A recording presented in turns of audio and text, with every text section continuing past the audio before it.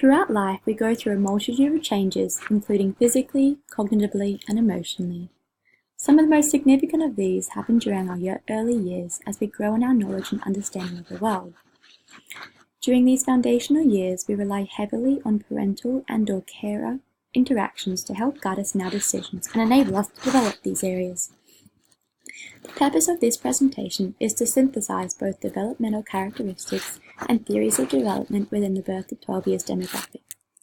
Through exploring the perspectives of multiple social theorists, I aim to outline the parallels and differences between different theories and how they relate to developmental milestones. It is also important to acknowledge the impact of cultural diversity and how that can affect a child's development. Let's begin with discussing development characteristics of children between birth to 12 years of age. Physical development in children typically follows a directional pattern. We see large muscles developing before smaller muscles, meaning that children learn their gross motor skills before their fine motor skills. We also see the center of the body developing before the outer region, which is why babies have greater control of their trunk than of their feet. During a child's first 2 years of life, we see them grow tremendously, both physically and developmentally. From learning to lift themselves, to holding their head steady, and eventually sitting, crawling, and walking unassisted, the rate of physical growth is huge. They quickly learn to develop their palmar grasp reflex, which is seen when placing an object into an infant's hands and their fingers then closing around that object. Cognitively, they begin to communicate with others through cooing and babbling, which eventually leads them to learning single and double syllable sounds such as mama and papa. Socially, they start to interact with others through making eye contact, smiling, laughing, and waving. Moving on to the preschool demographic, we continue to notice big changes to the child's growth. By this age, children are acquiring greater independence with regards to everyday tasks such as dressing and feeding themselves, and learning how to go to the toilet independently. Cognitively, they are able to communicate more effectively with others through answering simple questions. They have greater recall of information and enjoy engaging with dramatic play. Emotionally, they are able to understand and respect their own feelings and those of others. Additionally, they are able to show basic signs of sympathy in the form of hugs and consoling gestures. Looking now at early primary-age children, we see them becoming even more active as their strength and muscle coordination improves rapidly. This is often a time when children begin to develop skills in more complex activities, such as gymnastics or soccer. Cognitively, they are able to think more logically and in time can consider multiple parts to a problem or situation. They have also improved their articulation and pronunciation of words. Socially, they are developing crucial skills like learning to make new friends and understanding basic moral principles like honesty. The final demographic is the 10 to 12 year age group. During this time, children go through even greater physical changes as their bodies start to prepare for puberty. This often leads to them being more aware of their appearance, which in turn can affect their self-confidence. During this time, they may require more sleep as their bodies go through this rapid growth spurt. Parents and teachers can also expect emotional changes, including abrupt mood swings due to the release of the hormones. Cognitively, they are still progressing with their academic skills and are able to solve more intellectual problems with reduced help and prompting from teachers. Additionally, they are able to think and discuss more theoretically and communicate more effectively with their older peers and adults. Looking now at the theories of childhood development, over the past century there have been numerous theories of development relating to the social growth of children. To begin, let's look at two academics with differing theories of childhood attachment. Psychologist John Bowlby explored attachment as psychological connection between humans like a mother and child. He breaks this theory down into 4 characteristics, which include proximity maintenance, safe haven, a secure base, and separation distress. These characteristics focus on the notion that small children need to stay physically close to their parents or trusted caregivers in order to feel safe and secure.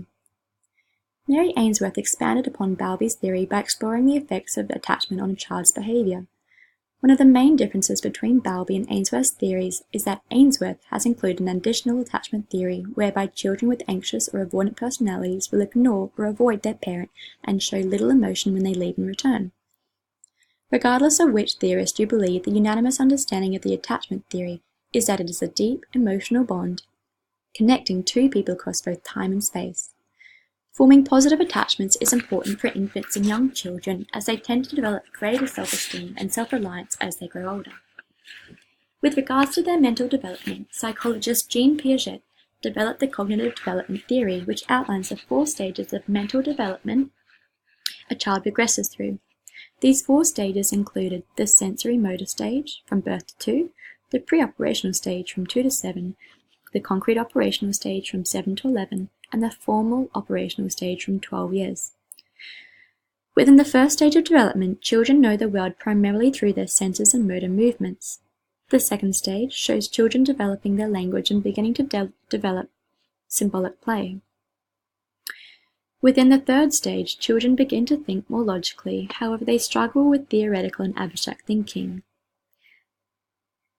During this final stage, children develop greater deductive reasoning.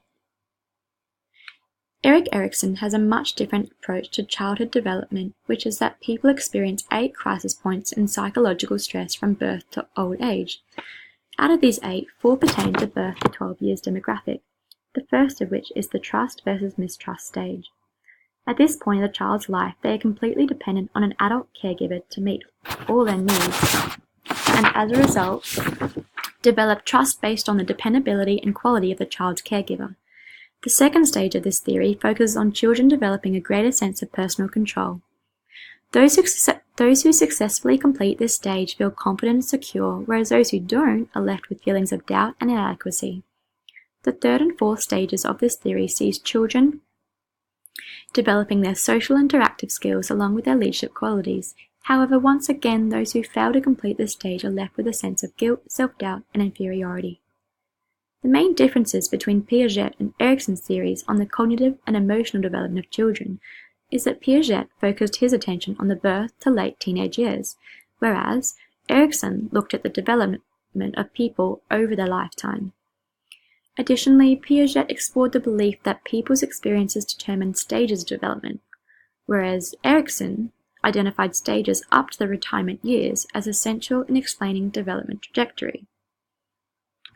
To fully understand the development trajectories of a child, it's also important to explore the impact of cultural diversity within a child's learning and the implications for teachers.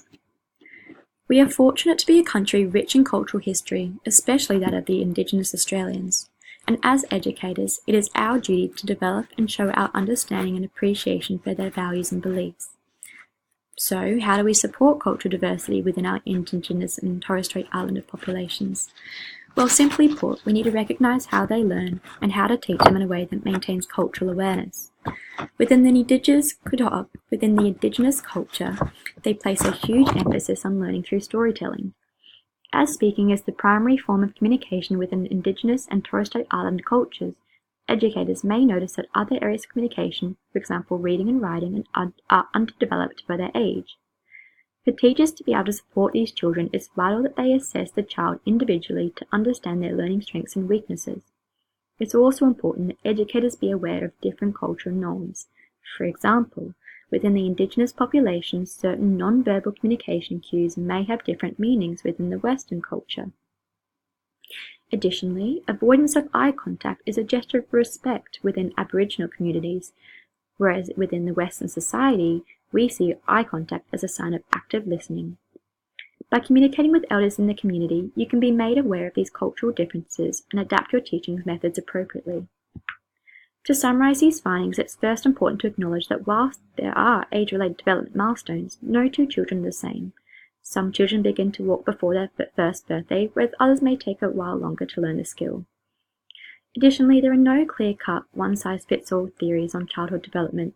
In my opinion, they are great to use as guides to improve teaching techniques and styles, but be aware that they are open to perspective.